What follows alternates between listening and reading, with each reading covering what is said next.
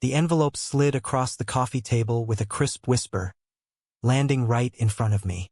$2,000, Alex, my best friend Tyler said. His eyes locked on mine, desperate and unblinking. Just pretend to be into him. Flirt a little, make him question things. Enough to freak him out and back off from disowning me. I stared at the cash, my heart pounding like it knew this was the stupidest idea I'd ever heard.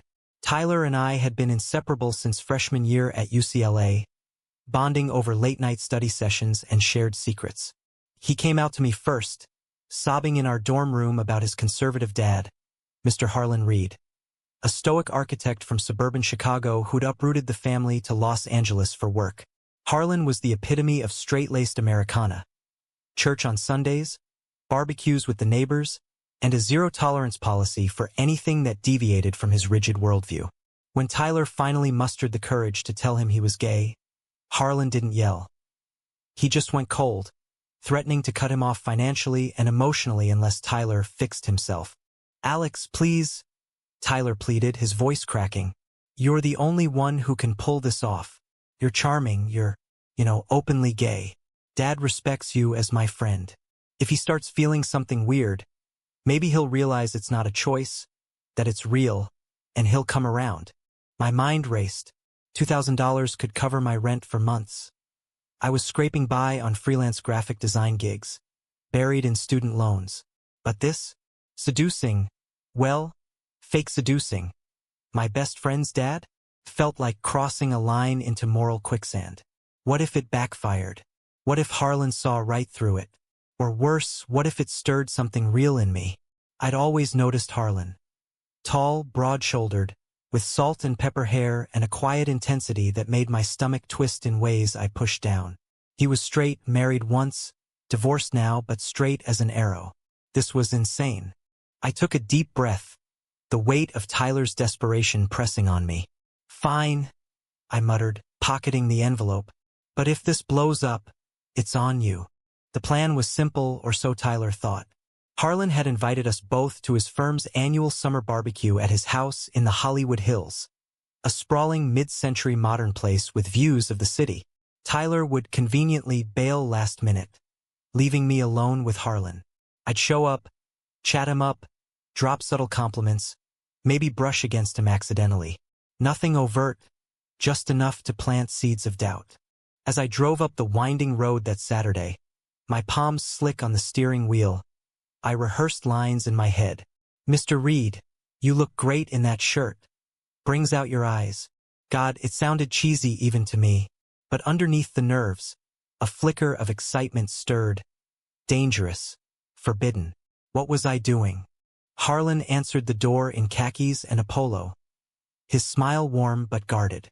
"Alex, glad you could make it. Tyler said he might be late.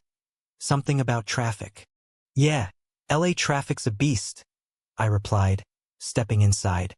The house smelled of grilled burgers and fresh-cut grass, voices drifting from the backyard. Harlan led me through the living room, his hand briefly on my shoulder. A casual touch that sent an unexpected jolt through me. We mingled with his colleagues. Architects, engineers, all straight-edge professionals trading stories about blueprints and building codes. I stuck close to Harlan, laughing at his dry jokes, asking about his latest project, a sustainable office tower downtown. "That's impressive," I said, leaning in a bit too close.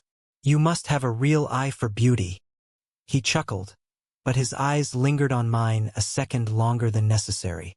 "Flattery will get you everywhere, kid. Want a beer?" As the afternoon wore on, the crowd thinned, and we ended up alone on the patio, the sun dipping low. Tyler texted, "How's it going? Push harder." I ignored the guilt gnawing at me and turned to Harlan. "Mr. Reed, can I call you Harlan? You're not like most dads I know. You're intriguing." He raised an eyebrow, setting his beer down. "Intriguing? That's a new one. What's on your mind, Alex?" My pulse quickened. This was the moment. "Just that you're open-minded in your work, but with Tyler. I don't get it. Love's love, right?" Harlan's face hardened slightly. "It's not that simple. I raised him to be strong, to fit in. It's a phase." A phase? I echoed, feigning offense. Like what I am. A phase? He shifted uncomfortably. No, I didn't mean Alex, you're a good guy. But for my son. I stepped closer, my voice low. What if it wasn't a phase for someone like you? What if you felt something unexpected? The air thickened. Harlan's eyes searched mine, confusion flickering. What are you saying? Before I could respond, his phone buzzed, Tyler's emergency call. But as Harlan excused himself, I saw it. A spark of uncertainty in his gaze. Mission accomplished? Or had I just ignited something I couldn't control? That night, lying in bed, I replayed the scene. The money felt dirty in my drawer. Why did his touch linger in my thoughts? This was supposed to be fake. The next morning, my phone lit up with a text from Harlan. Hey Alex, enjoyed our chat yesterday. Mind grabbing coffee sometime? Want to pick your brain about design software? My stomach dropped. This wasn't part of the plan. Tyler had said to flirt once and done. Harlan was supposed to retreat, not reach out. I showed Tyler the message at our usual diner spot. See? It's working, he grinned, slurping his milkshake. He's questioning things. Keep it up. A little more and he'll crack. But what if he doesn't? What if this messes with his head? I argued, my voice tighter than I intended. Inside, a storm brewed. Guilt for deceiving Harlan. Confusion over my own reactions. His eyes yesterday. Had I imagined the intensity? Tyler waved it off. Dad's tough. He'll be fine. Just one coffee. Against my better judgment, I agreed. We met at a trendy cafe in Silver Lake. The kind with exposed brick and overpriced lattes. Harlan arrived in jeans and a button-down, looking more relaxed than at the barbecue. Thanks for coming, he said, sliding into the booth. Tyler's always raving about your graphic skills. We talked shop at first, Photoshop tricks, rendering techniques, but the conversation veered personal. You seem wise beyond your years, Alex, he said, stirring his coffee. How'd you figure out, who you are? I hesitated, the lie twisting in my gut. It wasn't easy. Family didn't get it at first, but denying it only hurts more. Harlan nodded slowly. Tyler's mom and I divorced when he was young. I tried to be both parents, but maybe I pushed too hard on the normal stuff. Normal's overrated, I replied, meeting his gaze. What matters is being true to yourself. He leaned back, a thoughtful frown creasing his brow. You make it sound simple. At my age, change feels impossible. My heart ached unexpectedly. This man wasn't a monster. He was scared, clinging to outdated beliefs. And me? I was paid to exploit that. It's never too late, I said softly, my hand brushing his across the table. Accidental, or was it? He didn't pull away immediately. Maybe you're right. Over the next weeks, the coffee turned into regular meetups. Walks in Griffith Park, dinners at hole-in-the-wall spots. Tyler egged me on, slipping more cash under the table. You're a genius, Alex. He's softening, mentioned therapy yesterday. But inside, I was unraveling. Every laugh with Harlan, every shared glance, chipped at the facade. He opened up about his failed marriage, his fears of loneliness. You've got a way of making me see things differently, he confessed one evening over pizza. Like I'm not set in stone. I wanted to confess everything, but the words stuck. What if it destroyed Tyler's chance? What if Harlan hated me? Worse, what if these feelings weren't fake? Lying awake, I tormented myself. This started as a job, but now, his smile haunts me. Am I falling for the man I'm supposed to manipulate? One night, after a movie, some indie flick about self-discovery, Harlan walked me to my car. Alex, he said, his voice low, I need to ask something. These talks, do they mean as much to you as they do to me? My breath caught. More than you know. He stepped closer, his hand on my arm. The world narrowed to that touch. Then, hesitantly, he leaned in, but pulled back. I'm sorry. I don't know what I'm doing. As I drove home, tears blurred the freeway lights. This wasn't a game anymore. I'd crossed into real territory, and the fallout loomed. The guilt festered like an open wound, eating away at my resolve. Tyler noticed my distraction during our hangouts. "What's up with you?" he asked one afternoon at the beach, waves crashing in the background. "You look like crap." "Nothing," I lied, staring at the horizon. But inside, the turmoil raged. How can I keep this up? Harlan's changing, but at what cost? And these feelings, God, they're real. His vulnerability draws me in, but it's built on deceit. I decided to end it. No more meetups, no more money. But before I could, Harlan called. "Alex, can we talk? It's important." We met at his house that evening. The living room felt smaller, charged with unspoken tension. "I've been thinking a lot," he started pacing. "About Tyler, about myself. These past weeks with you, they've stirred things I buried deep." My heart hammered. "Like what?" He stopped, facing me. "Attraction. To you. It's confusing as hell. I'm straight, or I thought I was. But you make me feel alive, seen." The confession hit like a punch. This was exactly what Tyler wanted, Harlan questioning his identity. But hearing it, raw and honest, shattered me. "Harlan, Before I could continue, he closed the distance, his lips brushing mine in a tentative kiss. It was soft, uncertain, but electric. I pulled back, breathless, panic surging. "Wait, this isn't right." "Why not?" he whispered, hurt flashing in his eyes. "Because it's a lie." I wanted to scream. Instead, I mumbled excuses and fled, leaving him bewildered. That night, I confronted Tyler at his apartment. "It's over. I can't do this anymore." "What? Why?" he demanded, eyes wide. "Because I'm falling for him, for real. And this whole thing is messed up. You paid me to manipulate your dad." Tyler paled. "You? What?" "Alex, that's not part of the plan." "Plans change," I snapped. "He's human, Tyler. Hurting." We argued for hours, voices rising. "You're betraying me," he yelled. "Betraying? You started this." In the end, he stormed out, leaving me alone with my regrets. How did I let it get here? Harlan's kiss lingers, but the truth will destroy everything. Days blurred into a haze of avoidance. Harlan texted, called, worried, then angry. Tyler iced me out. I wandered LA's streets, questioning every choice. Was I wrong to accept the money? To let feelings grow? Society would judge. A young gay man entangling with a straight father. But the heart doesn't care about labels. Then the bomb dropped. Tyler, in a fit of rage, told Harlan everything. I got the call from Harlan.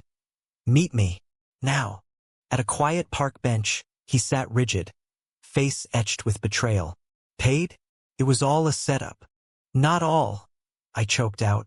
"At first, yes, but it became real." "I'm sorry." He stood, fists clenched. "You played with my emotions, my identity. For money."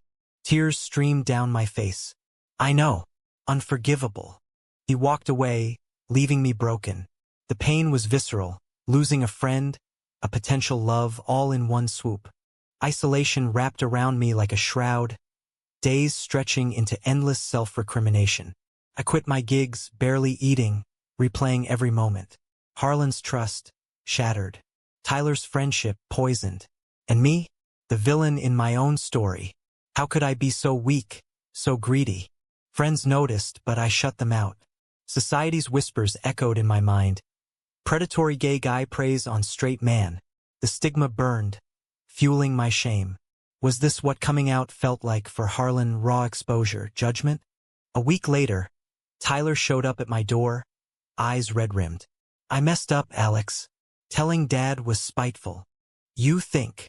I retorted, but the fight had drained from me. We talked, really talked. "I was desperate," he admitted. "Seeing him reject me killed me. But using you? Wrong." "Forgive me?" I asked. "Only if we fix this." Fixing meant facing Harlan. Tyler arranged a family dinner, neutral ground at a downtown restaurant. I arrived trembling, Harlan already seated, expression stormy. "Explain." he demanded, voice low. I poured it out. The money, the plan, how it evolved into genuine affection. I fell for you, Harlan. Your strength, your doubts. Everything. He listened, silent. Tyler jumped in. Dad, Alex helped me see you're capable of change. But the way we did it, unforgivable. Harlan's eyes softened fractionally. You both manipulated me. But in the process, I confronted truths. I'm not straight, bisexual, maybe. And Tyler, I love you. No conditions. Relief washed over me, but tension lingered. What about us? I ventured. He sighed. Trust is broken, Alex. But maybe with time. The dinner ended awkwardly, but a seed of hope planted. Over months, we rebuilt. Group hangs, honest conversations. Harlan explored his identity cautiously, therapy, LGBTQ meetups. Tyler and I mended our bond, stronger for the scars. But my inner conflict raged on. Do I deserve this second chance? Society says no, age gap, the setup. But love defies norms. One evening, Harlan pulled me aside. I've forgiven you. Want to try? For real. My heart soared, but doubt whispered. Are you sure? Yes, he said, pulling me into a real embrace. As we navigated our relationship, challenges mounted. Judgmental stares, family whispers. Harlan's ex-wife questioned his midlife crisis. Colleagues side-eyed, but we pushed through, focusing on us. Yet the emotional weight grew heavier. Every tender moment was shadowed by the past. Is this love or atonement? The relationship deepened, but storms brewed relentlessly. Harlan's internal battles intensified. Nights he'd wake sweating, questioning his path. Am I doing this for me, or because of the push? He'd murmur, staring at the ceiling. I'd hold him, whispering reassurances, but my own demons clawed back. You caused this turmoil. Your deception planted the seeds of his doubt. How can love bloom from lies? Society amplified the noise. At a pride event, our first together, whispers followed. That's the dad and the kid? Sketchy story. Online forums dissected rumored details, labeling me opportunistic. Tyler defended us, but the strain showed in his forced smiles. One explosive night, it all erupted. Harlan slammed the door after a work party where a colleague insinuated impropriety. This is too much, he shouted. The stares, the questions. It's tearing me apart. Tearing you? What about me? I countered, voice breaking. I live with the guilt every day, knowing I started as a pawn in your awakening. He collapsed onto the couch, head in hands. I love you, Alex, but the foundation, it's cracked. Tears flowed freely. Then fix it with me, or walk away. Silence stretched, heavy with unspoken fears. Finally, he looked up. I can't walk away. You're worth the fight. We sought couples therapy, peeling back layers of hurt. Sessions revealed Harlan's repressed desires, long buried under societal expectations. For me, it unearthed abandonment issues from my own coming-out rejection. Tyler joined occasionally, healing family rifts. But the emotional toll mounted. Friends drifted, unable to reconcile the drama. Isolation bred paranoia. Was every argument rooted in the original sin? Love shouldn't feel this exhausting. Yet without him, I'm empty. A turning point came during a quiet weekend getaway to Big Sur. Amid crashing waves, Harlan proposed not marriage but commitment. Let's build something new, away from the past. I accepted, but doubt lingered like fog. Back in LA, real-world pressures resumed. Harlan's job offered a promotion, but with relocation whispers. Chicago, I asked, panic rising. Maybe it's a fresh start, he suggested. But our life here, Tyler, everything. The decision loomed, testing our bond. Arguments escalated, raw and visceral. You're running from the mess we made, I accused. No, facing it head-on, he retorted. In the end, we stayed, choosing to confront rather than flee. But the scars remained, a constant reminder. Years later, reflecting, the pain has dulled, replaced by resilient love. Yet questions persist. Was it worth the chaos? The societal backlash? Is it ever right to manipulate someone's heart, even for a greater good?